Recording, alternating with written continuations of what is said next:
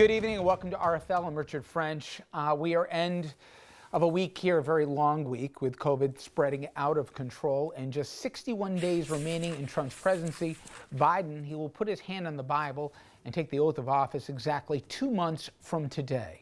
Now, we're going to talk about the pandemic in a few minutes, but I want to first start with the latest unbelievable moves that Donald Trump is trying to do to try to stay in office, including how a growing number of Republicans, not enough for my taste, are now beginning to criticize the lengths that he's willing to go to as he desperately tries to cling to power. For that, let's turn to senior political correspondent Andrew Whitman. And Rich, in many ways, it feels like the Trump efforts to overturn the election results ended one chapter and began another today. The Trump strategy is shifting from contesting the vote counts to seeking political solutions to overcome their election loss. Or, as the Washington Post put it today, the president is now using the power of his office to try and overturn the election and stay in office. Why the apparent shift in tactics? Well, there are only two ways to change the vote totals from an election that's already been held: through recounts and lawsuits. And neither approach has been working for Trump. Georgia finished its recount, added a few dozen trivial votes to Trump, and certified their election today with Joe Biden as the winner. Wisconsin is recounting as we speak. They are online to certify their election and Joe Biden as the winner on Monday. Pennsylvania is set to certify Monday, and Arizona by the end of the month after judges threw out more Trump suits in those two states as well as in Georgia. Michigan is on track to certify Monday as well, but the Republican leaders of the state legislature are at the White House right now meeting with President Trump. He's expected to pressure them to ignore or block the certification process to get the legislature to appoint Trump electors to the Electoral College, a move all but guaranteed to end up in court should the Republicans try it. The Trump team has had another problem: their legal team. The best-known firms keep abandoning their cases, leaving the opposite of an all-star team in their place. During a press conference yesterday, Rudy Giuliani literally appeared to be melting away, and his arguments why the election should be handed to Trump were even more ridiculous than his makeup or than a Joe Pesci flick. I really believe that's what caused Joe Cunningham. But Rudy's rantings felt scholarly compared to those made by Trump attorney Sidney Powell.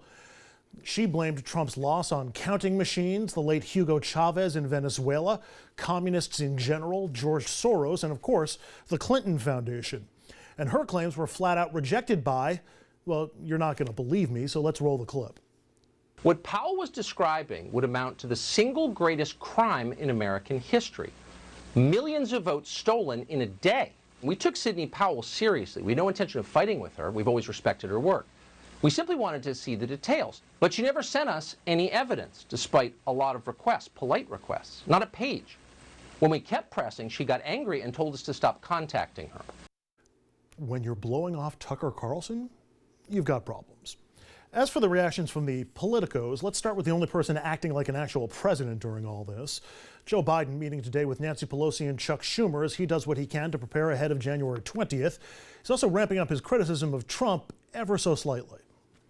I'm confident he knows he hasn't won and is not going to be able to win, and we're going to be sworn in on January 20th. It's just outrageous what he's doing. Incredibly damaging messages being sent to the rest of the world about how democracy functions. As for Republican reaction, we'll start with Christopher Krebs, the former Homeland Security official fired by Trump after he said the elections were the most secure and free of fraud ever. Krebs tweeted of the Giuliani presser, quote, "That press conference was the most dangerous 1 hour and 45 minutes of television in American history and possibly the craziest. If you don't know what I'm talking about, you're lucky." Mitt Romney added his own condemnation of Trump, quote, "Having failed to make even a plausible case of widespread fraud or conspiracy before any court of law, the president has now resorted to overt pressure on state and local officials to subvert the will of the people and overturn the election.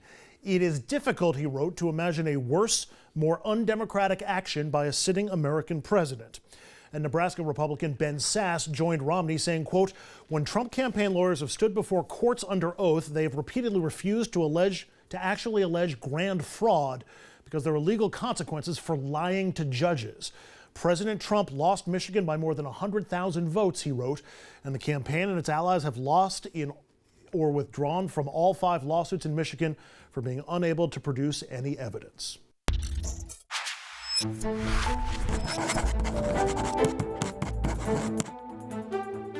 The problem with those Republican statements is that there are not more of them. Conspicuous by their silence at this moment of national reckoning, Republican leadership and its minions, they've decided to largely go in hiding. Silence, however, cannot be confused with impartiality. By allowing their party's standard bearer to assault the very basis of our democracy, they've cemented their complicity. In effect, the GOP has accepted the role of lookout or getaway driver in Trump's attempted heist of an election. For some, it goes even further.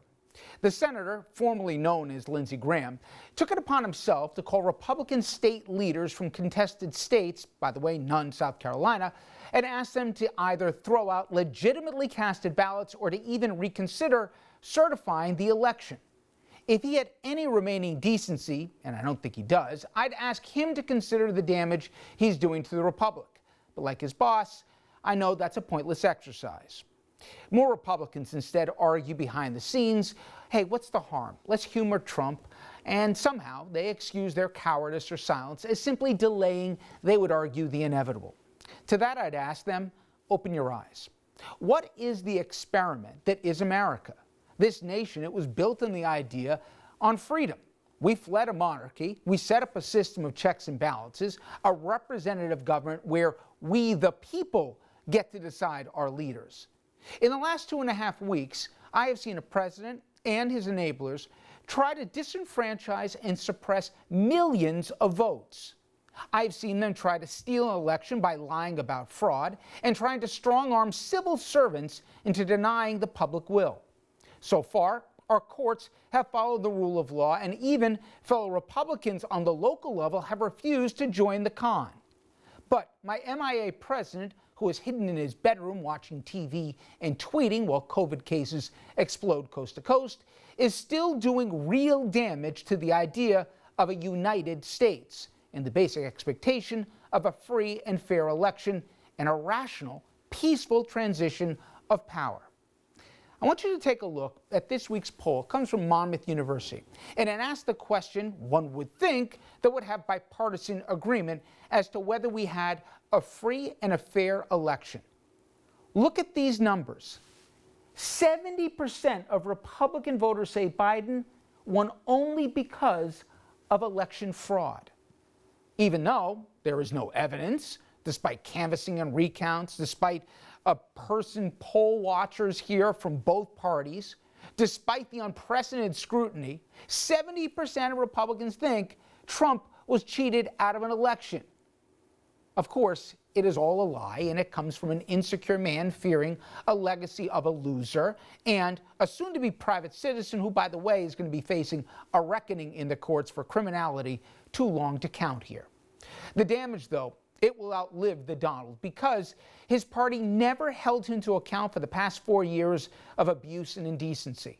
A new brand of politician, I'm really afraid, will try in the future to overturn outcomes that they don't like, and they'll vandalize democracy without a care in the process.